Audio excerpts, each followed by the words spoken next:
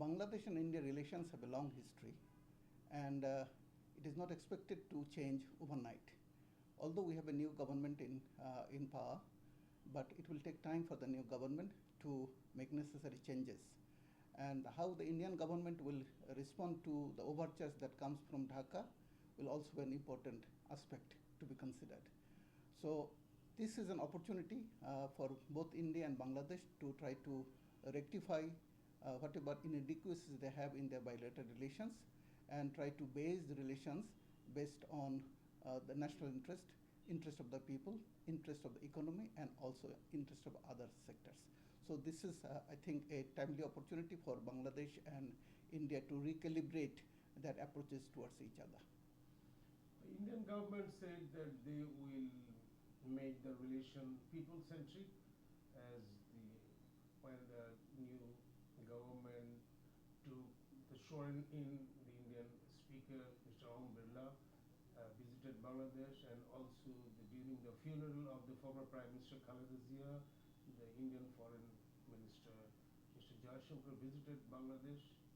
Now the Bangladesh's Foreign Minister is going to visit India on his way to Mauritius on 7th and 8th April. How do you look at this development? I would start from the point you raised in the beginning of the relationship to be people-centric.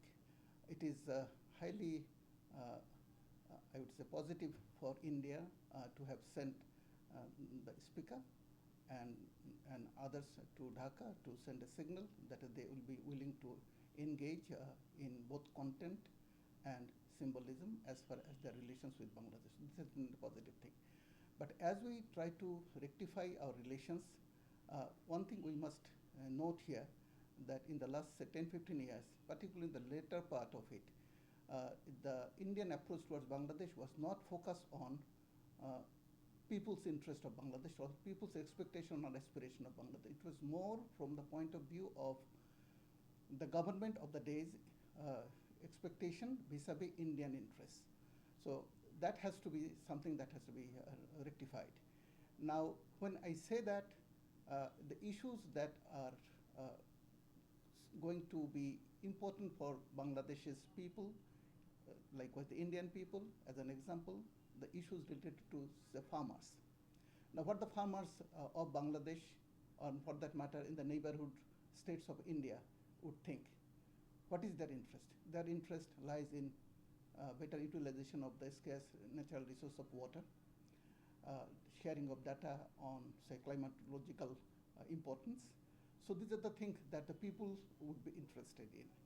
People will also be interested in on issues related to, say, culture, issues related to games, sports, and etc. We have seen in the recent period that for lack of adequate communication between our two countries, we have created unnecessary troubles related to Sufiur Rahman's inclusion in the IPL. So recently we have also seen, particularly in the last 1 year or so, there was a negative campaign on Bangladeshis visiting various parts of India, whether for medical purposes or for tourism. So there was some kind of a social media-based campaign against these Bangladeshis visiting India. So these are the things that need to be immediately rectified. So when you say relationship to be made balanced, I think the people's interest should be at the center. Then the interest of the economy, interest of the other sectors, and finally interest of the state. So in the last few years, we have seen the interest of the state got preponderance over the interest of the people. So that is what something the Indians should be carefully look at and rectify. What are the issues, maybe the main agendas during the meeting of Foreign Minister Dr. Khalilur Rahman, as we are hearing that he's going to meet the Foreign Minister Jaishankar and also the National Security Advisor of India and also the Piyush Goyal, the Trade Commerce Minister of India, and other dignitaries. What do you think that dominate the issues? Bangladesh and Indian relations are so intricate that it covers it in every walks of life. You cannot simply say that this aspect will not be important. Everything between our two neighbors, having more than 4,000 kilometers of border, are important. and the linkages between the people, linkages between economies, our industries, and everything are equally important. So we cannot say that a particular thing will dominate, but now that we have a new government in Bangladesh, and there has been I would say downturn in our relationship in the last 1.5 years, and even earlier than that because of the approaches and the difficulties that we suffered because of that approach that I elaborated a little ago. Now, in that present time, I think the most important aspect to be focused on is trust building. Now, this is easy to say, but without building trust and political understanding, I think the sectoral level collaboration, whether it is substantive or symbolic, will not proceed much. And this is, trust building is again a time-consuming affair. It takes a long time, and what we would expect that we would begin with a process of developing mutual trust, mutual respect, and most importantly, from the Bangladesh side, there has been somewhat disappointment that Bangladesh's relations with India was not made balanced. It was one-sided, lopsided in most of the aspects. So that rectification would be an important aspect. From the Bangladesh side, I think a treatment, certainly it will be not possible for Bangladesh to see it at the level of India, but the relationship must be equitable and based on mutual respect and certainly founded on dignity.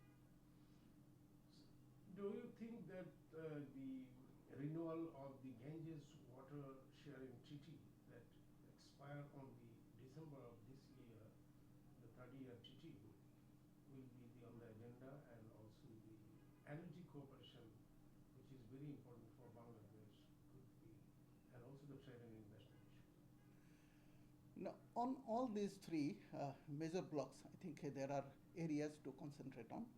In trade, Bangladesh and Indian economy are so interlinked that we will continue to have important aspects to be looked into, and the two countries need to have much better interlinkages, logistic related, sourcing related, even export related. There could be room for even collaborating with each other to jointly develop things and thereafter exporting them abroad. So in every aspects of trade, I think there are areas of focus. But in my understanding, right at the moment, energy has become the most critical thing in the world, particularly in the context of the conflict that is going on in the Middle East. So, but luckily, despite all the negatives that we sometimes are overwhelmed with, in the last 10-15 years, there was good communication and framework for collaboration in the field of energy. Although in one or two areas there are problems, but we have power importation arrangements which have been working well. We have had Numligar and similar other facilities that are there. We have the Adani project on which there are some difficulties that has to be sorted out. But energy will certainly be a most important area of focus for this conversation that we are expecting next week. Beyond trust building, energy, which are very urgent, trade, but certainly water, as you have rightly said. Water is not only a matter of day-to-day uses for Bangladeshis, it is linked with people's aspiration. Bangladeshis, for millennia, they're comfortable in living in water. They're not accustomed to living in a water-stressed situation. So it is symbolic, it is also related to psyche. So if the water-related issues make progress, I think we will be proceeding towards having a very strong foundation for our relationship. So it is in that context we would be expecting that Bangladesh and India would be able to advance negotiation very fast on the renewal of the Ganges Treaty, as well as the similar kind of arrangement that we are expecting to be done on other rivers, including Tista. So all this will certainly be raised, but as I refer to the trust building, because in the last few years, from both sides there are trust deficit, and to overcome the trust deficit, if this visit can create the foundation for a higher level engagement, higher level political engagement, which might then create the necessary incentives for sectoral level adjustments and corrections that are needed to be done. India has long-term concern about the safety and security of the northeastern states. So, and Bangladesh has the role. Do you think that the, the new government will give the assurance not to harboring or not to having the northeastern outfits in the soil of Bangladesh? No, this is a long-term concern from both sides. During Prime Minister Khalid's period, there were some complaints and apprehensions from the Indian side on Anup Chetia and others taking shelter in Bangladesh. So on that, I think the last 15 to 20 years, things have changed significantly. And in the last 10, 15 years, India has also seen the benefit of peace prevailing in greater part of Northeast. However, in case of Northeast, we have to understand that the problem in Manipur, Nagaland, and other areas, they are mostly indigenous problems, India's own problem.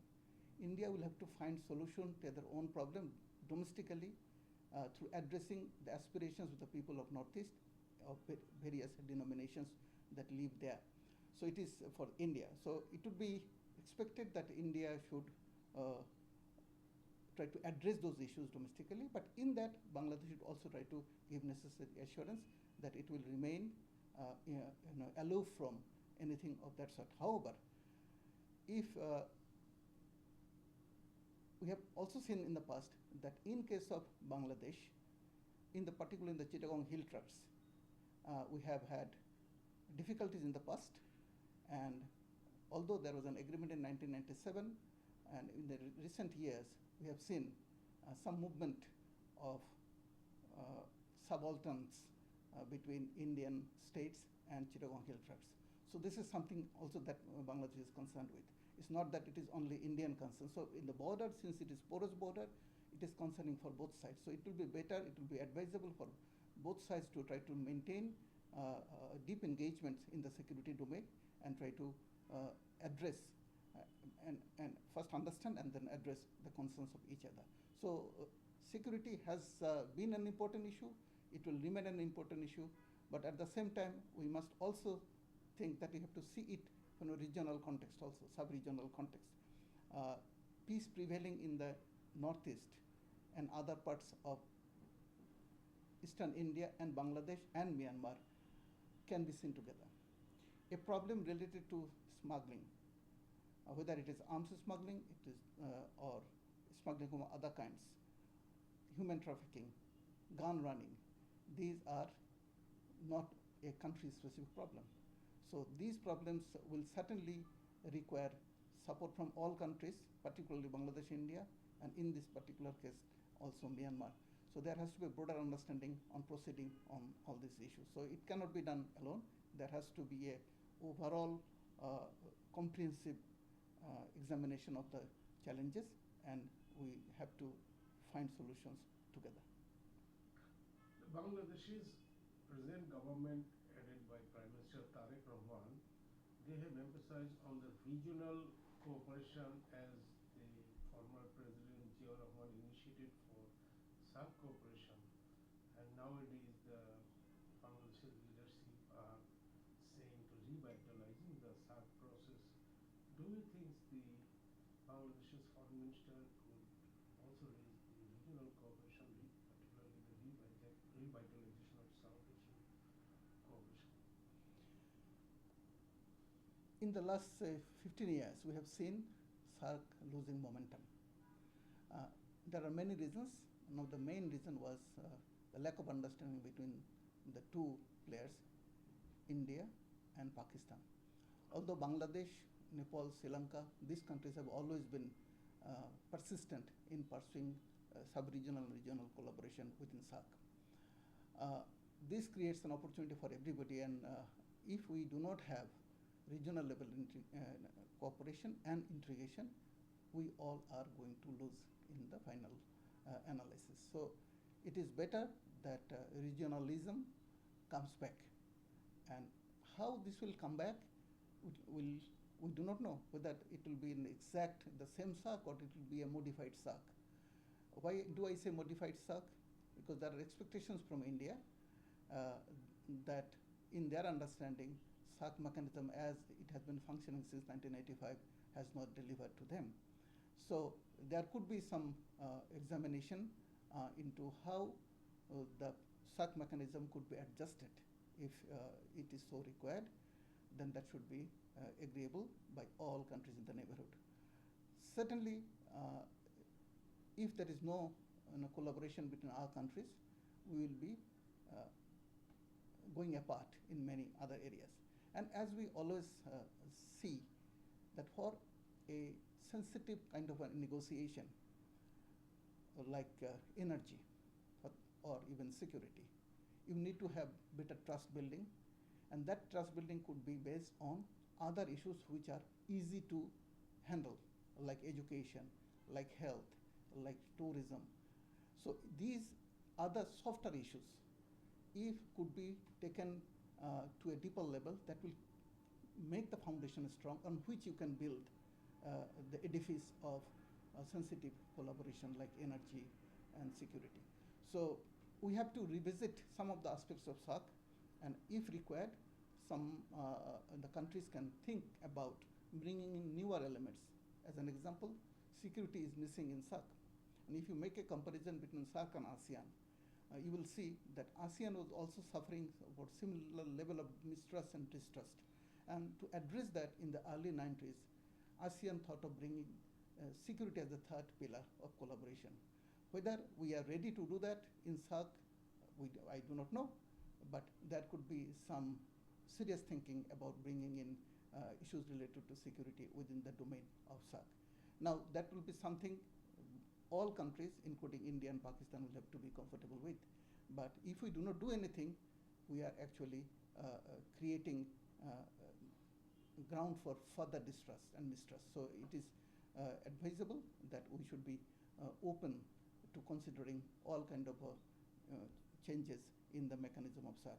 While I say about SAC, let me also say that in the last, say, 10, 15 years, India tried at level west to make BIMSTEC as the alternative for SAC. But these are actually not alternatives. Both have their own strengths and their mandates. So it will be advisable for both SAC and BIMSTEC to be given their opportunities to realize their potentials. So these two cannot be seen as competitors, rather complementary mechanisms. So in that context of sub-regional and regional collaboration, I think a creative thinking would be required for all countries to try to ensure a situation that Bangladesh and India and Myanmar can emerge as a conduit for linkages between the two emerging regions of South Asia and Southeast Asia in this century of Asia. My final question is about the aspiration of the peoples of both countries, India and Bangladesh, and what you will say. And of course, the Foreign Minister Khalilur Rahman is going to visit but Foreign Minister Khalilur Rahman is also going to compete on this chairmanship, the presidency of the United Nations General Assembly for 2026 and 27. Whether he will be discussing sorting the support from India for this election, and also the aspiration of the both countries, how to deal with. Thank you. As I started by saying that the relationship should be founded on people's expectation and aspiration, more than economy and more also than the state's requirements. So in that context, the earlier momentum of, say, up to 2010, even up to 12, 13, 15, between our countries, all countries, in particular Bangladesh and India, to make contact between the people, their educational aspirations, their need for health services, their needs of the farmers, needs of the common man, needs of the artist, sportsman. These are the areas where I think there are lesser problems. But if we are not having trust, the Sufiur Rahman episode has clearly manifested that we can make a huge problem out of nothing. So that will be better avoided. So we would expect that the Bangladesh minister will try to tell to the Indians that at the people level, the bonhomie, the trust, the likeness for each other, the love and affection between Bangladesh and Indian people are very deep. So we should not be making politicization of their sentiments and create divisions among them. So the people-centric diplomacy, when I say, it should be not only symbolic, it should be also based on people's interest, as I articulated some of the interest, and in that I have given an example of the farmer's interest and how it is related to water would be very important. So we'd expect that Bangladesh foreign minister will try to secure some of these from India, that the governmental level, at the society level, particularly at the social media level, the way things have been handling are not good for the two countries. So that has to come to a correction. And finally, between our two countries, the complementarities that are there. Whatever division we talk about, we can highlight our divergences, but our two peoples have been here for millennia. They will continue to be there for millennia too. So that should be the starting point of our bilateral relations. And with that understanding, we can certainly try to advance our national interests. And within, while we advance our national interest, I think the two countries will certainly try their level best to maintain their foreign policy space and autonomy as much as possible. There is nothing wrong in doing so. But if it is linked to the people's interest of our two sides, I think in the long run, I think we will not be taking decisions which will go against their interest. And I can certainly say no government's long-term interest can go against people's interest. And if South Asian people has to be served, Bangladesh and India, for that matter, all governments of South Asian countries will have to work towards that end. Will you say anything about the UNGA presidency candidate for Bangladeshi foreign minister? This is certainly an opportunity for Asia as a whole, and Bangladesh is a formidable candidate. And since Bangladesh and India are close neighbors and good friends, and whatever difficulty that we might have had in the recent past, I think that should not come in the way of South Asian issues, Asian issues in general to be highlighted at the global level. So Bangladesh's presidency will offer that. Bangladesh will, whatever Bangladesh's aspirations would be, and that will be reflected at the UNGA at that level. I think that will in a way cover Indian aspiration too. So it's a huge commonality between our aspirations and expectations. So a Bangladesh's candidature will in a way reflect majority of Indian concern. So from that point of view, I would expect that India will be supportive of Bangladesh's candidature. Thank you so much.